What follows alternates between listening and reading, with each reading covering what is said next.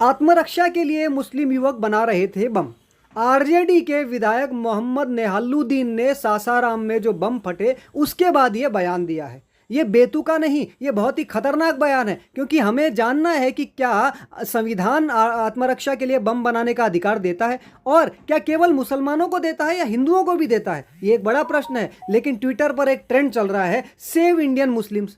एक कहावत तो सुनी ही होगी कि उल्टा चोर कोतवाल को डांटे। किसको बचाएं? जो बम फेंक रहे हैं, जो बम बना रहे हैं आत्मरक्षा के लिए, जो पत्थरबाजी कर रहे हैं, आगजनी कर रहे हैं, उनको बचाएं। और इसी बीच ट्विटर पर एक फोटो भी डाल दी जाती है। अलग अलग पर्व पर खुशियां हैं, लेकिन रामनवमी पर चारों तरफ आग लगी है। तो इसकी सच्चाई भी बताओ ना कि आग लगा कौन रहा है, कौन बम फेंक रहा है, कौन पत्थरबाजी कर रहा है, और किसे दिक्कत हो रही है कि मस्जिद के सामने से राम जी की नाम लेते हुए कोई रैलियां निकाल रहा है। क्यों दिक्कत होती है? जब राम जी के नाम से इतनी दिक्कत क्यों है, फिर भाईचारे की बातें क्यों करते हो?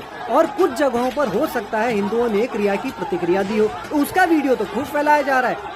लेकिन जो कट्टरपंथियों द्वारा आतंक फैलाया गया, आगजनी की गई, पत्थरबाजी की गई, यात्राओं जुलूसों को बाधित किया गया, उसका वीडियो आखिर देखना क्यों भूल जाते हो? क्यों नहीं देखते कि पहले ये जो गलत कांड है ये किसने किए, वो भी रमजान के महीने में, जब एक बंगाल की सीएम कहती है कि इस महीने में वो गलत काम नहीं करते। तो ये सब कौन है?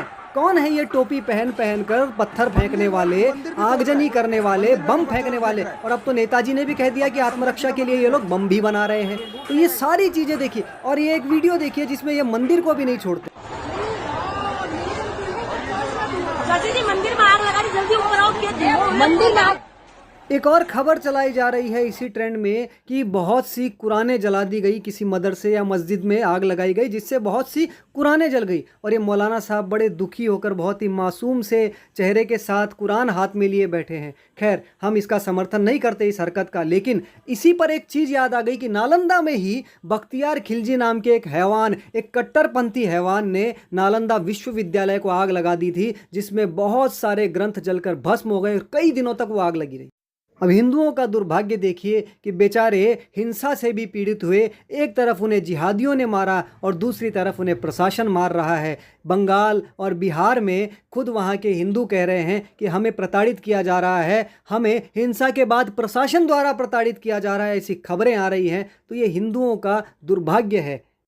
वैसे मीडिया खबरें दिखा रही है हिंदू मुस्लिम भाईचारे की। ये दिखा रहे हैं कि कई जगहों पर मुसलमानों ने हिंदुओं की शोभा यात्रा का भव्य स्वागत किया, फूल बरसाए और साथ मिलकर एक दूसरे की बाहों में बाहें डालकर हिंदू मुस्लिमों ने रामनवमी का सेलिब्रेशन किया। और आने वाले समय में हो सकता है हिंदुओं को ही जहाँ पर दंगे हुए वहाँ दोषी बना दिया जाए कि भाई ये हिंदू ही हैं जो मस्जिदों के सामने जाकर चिल्ला रहे थे, जय श्री राम के नारे लगा रहे थे, भगवा फहरा रहे थे, इसलिए हमारे मुस्लिम भाई आहत हो गए, उनकी भावनाएं आहत हो गई और उन्हें बुरा लगा, वो आक्रोशित हो गए और कहीं से पत्थर जुगाड़ किए, या फिर शायद आसमान से टपक कर उनके पास वो पत्थर आ गए और उन्होंने पत्थरबाजी करी, आगजनी करी। वो पत्थर कहां से आए इसकी पूरी डिटेल मीडिया लेने की कोशिश नहीं करेगी। कितने दिनों से उन पत्थरों को संजो कर रखा जा रहा था, ये मीडिया बिल्कुल जानने की कोशिश नहीं करेगी। हाँ, हिंदुओं ने आपत्तिजनक नारे लगाए, जय श्री राम के जोर जोर से नारे लगाए, डीजे बजाए, मस्जिदों के सामने से निकले,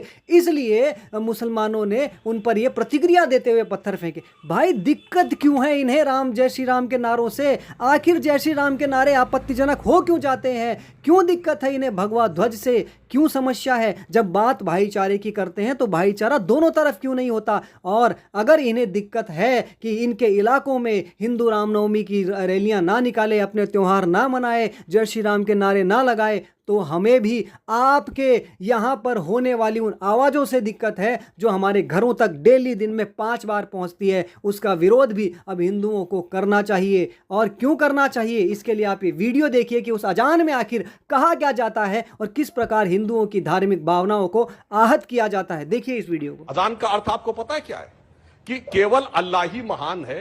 जब आप कहते हैं अशदु इलाहुल्लाह, मतलब अल्लाह के अलावा कोई इबादत के योग्य नहीं है। जब ये आप सबको सुनाते हैं तो बाकियों की धार्मिक भावना का अपमान करते हैं, चाहे वो जैन हो, सिख हो, क्रिश्चियन हो, पारसी हो। यह आपका भाव है कि अल्लाह के अलावा कोई इबादत के लायक नहीं है। आप अपने मन में सुनिए, हम आपकी भावना का सम्मान करते हैं, पर अगर आप सबको सुनाएंगे और उनका सुनिए अशदम मोहम्मद रसूलुल्लाह का मतलब क्या है? केवल एक ही रसूल हुए noise pollution और से इसके नहीं अलावा इसका कोई तात्पर्य। नहीं होगा।